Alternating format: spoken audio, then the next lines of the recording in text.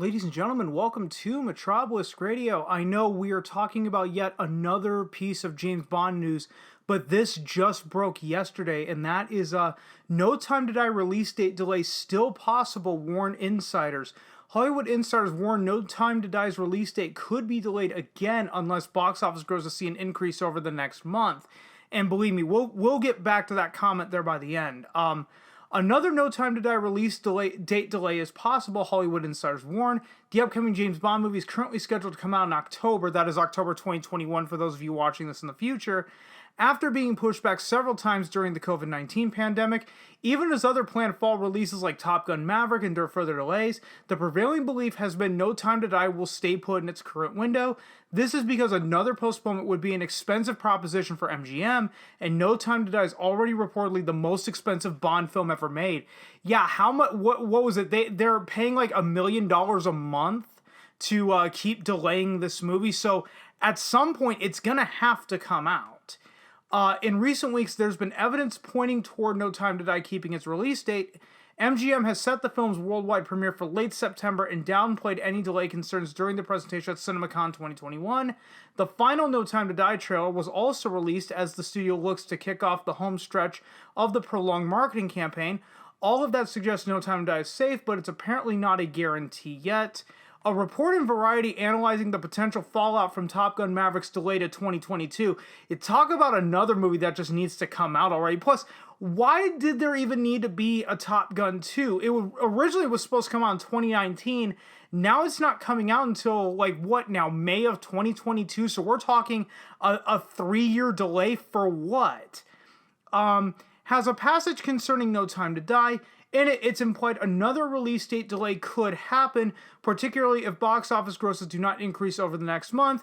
And here is what the statement is, quote, unless movie theaters witness a notable boost in attendance, it ain't ever gonna fucking happen. As we've pointed out in our theaters versus streaming debate, us chronicling that, movie theater attendance has been on a downward trajectory for the better part of 20 years. So that is a fucking farce. But anyway, let's get right back into the quote here.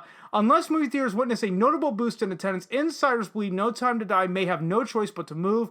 That's because veteran producers Barbara Broccoli and Michael G. Wilson, who have unprecedented control over the venerable film franchise, are unlikely to allow the 007 adventure to debut simultaneously on streaming platforms, which would cushion the blow from depressed ticket sales, keeping the 25th installment in the long-running British spy series in theaters, at least at a time when audiences have expressed increased apprehension about going to the movies, remains risky because Bond entries are enormously expensive undertakings and need to generate hundreds of millions in the hopes of breaking even.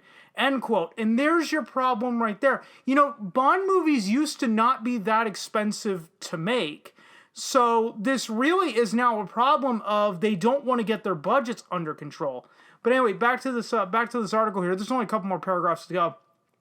This summer saw some encouraging signs that theaters were on the road to recovery, with titles like A Quiet Place Part 2 and Fast and Furious 9 performing well, given the circumstances. However, the box office continues to be impacted by the pandemic, with the Delta variant spread causing new cases to spike.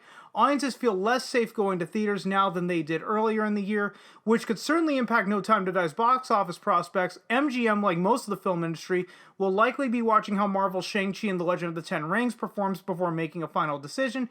Shang-Chi's box office may have a domino effect on the rest of the fall calendar, and as it's possible, Eternals is also delayed depending on what happens.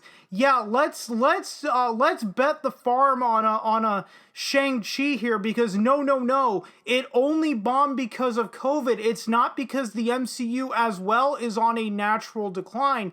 No. It's not because of our bad timing. It's COVID's fault. It's the audience's fault. It's my dead great-great-grandmother's fault for not coming back to life 5 days ago and wishing me happy fucking birthday.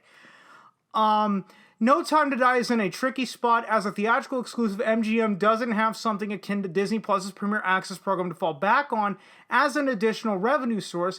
Since Bond movies are expensive endeavors, MGM would prefer releases at a time when the box office was more reliable and the studio could feel confident about turning a profit on their investment.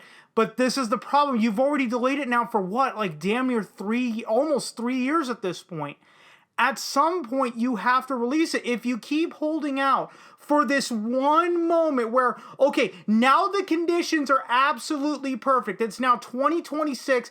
The conditions are absolutely perfect. We need to release it now.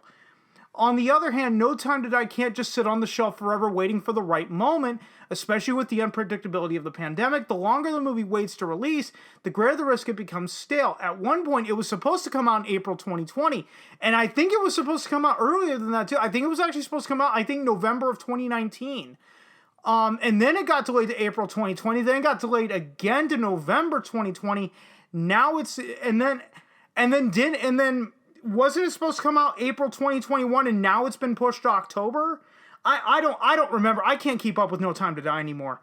MGM may have to bite the bullet, put out No Time to Die this fall, and just hope for the best. That I do agree with. Like I said, if they keep holding out for this absolute perfect moment, they're going to keep waiting and waiting and waiting and waiting for a moment that will never ever come.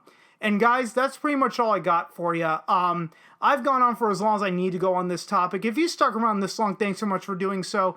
And if you've been following me long enough, you know I am terrible at ending these videos. So I will just see you guys next time.